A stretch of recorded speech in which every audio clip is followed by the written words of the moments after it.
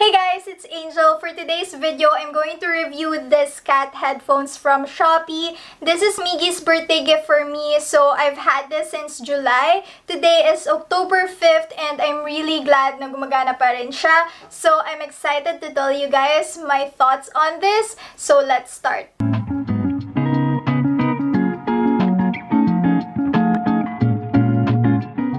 You have an option to choose if you want to buy it with box or without box. So yung with box is 736 pesos and yung walang box is 576 pesos. So yung binili namin is yung walang box since when I read the reviews, marami naman nagsabi na hindi na damage yung headphones nila even though walang box kasi it was packed properly by the seller. And yun na nga, okay naman siya pagdating dito.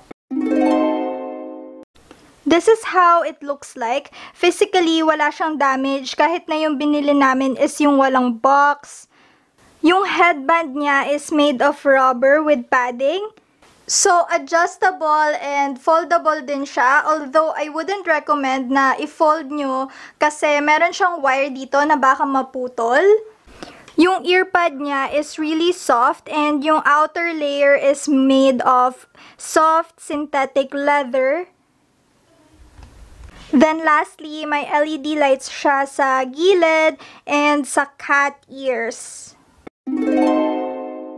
So guys, I'm just double checking dito sa Shopee kung ano yung nakalagay sa description box nila, no? And nakalagay dito na for every box or kahit na yung walang box, you will receive one headphone, one charging cable, and an instruction manual. Although yung instruction manual kasi guys na na-receive ko is in Mandarin, kaya hindi ko naman maintindihan. So, tinapon ko na. I mostly relied on what Miggy taught me and trial and error lang. And then, na-figure out ko din naman siya. And meron din siyang kasamang aux cord. Now, I'll show you guys yung mga buttons and their functions. If you long press, this is the power button and it also serves as the pause or play button as long as hindi long press. Beside that is the mode. So, meron siyang Bluetooth mode and radio mode.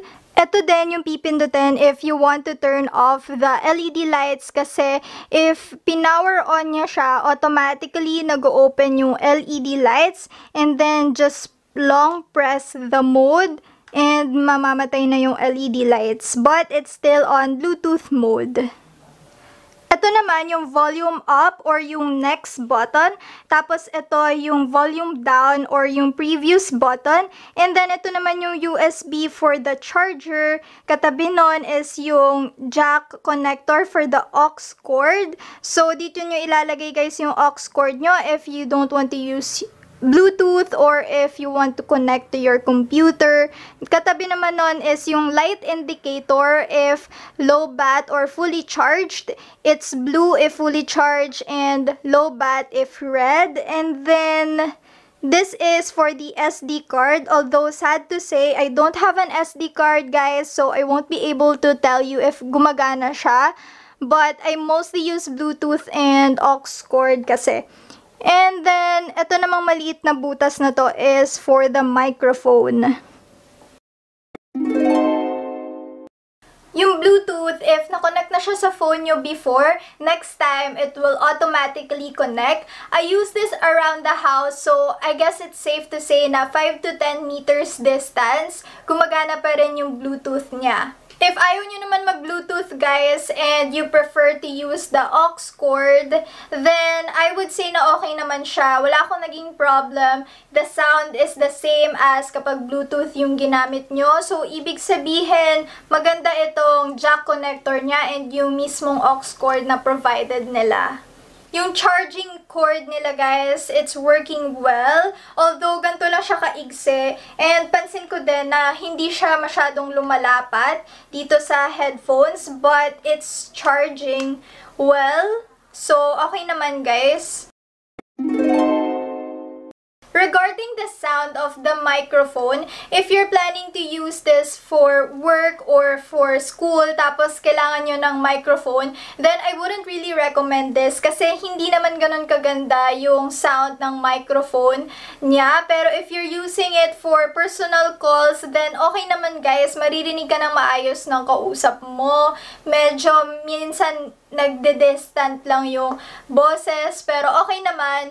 And then, yung sound ng headphones mismo, it's good for its price. Hindi siya sabog, hindi katulad ng mga other headphones na mas mura dito. Pero syempre, huwag nyo naman siya i-compare sa AirPods level na headphones na price kasi iba naman talaga yung price and yung quality ng mga yon. Itong nabili ko na headphones, okay naman yung size niya for adults. Tamang-tama lang siya. Unlike yung mga nakikita ko sa ibang reviews na parang masyado daw masikip so masakit sa ulo. Ito, okay naman siya guys. Perfect fit lang siya for adults. Ingatan nyo lang talaga guys, and I don't recommend yung fino-fold nyo dito. That way, mas magtatagal yung headphones nyo and less chances na masira. Meron akong binili na 199 pesos each na headphones. So, if gusto nyo malaman guys yung review ko dito, please leave me a like and also comment nyo na rin if gusto nyo gumawa ako ng video para dito. And I hope you guys like my review. So, please subscribe and I'll see you in my next video. Bye!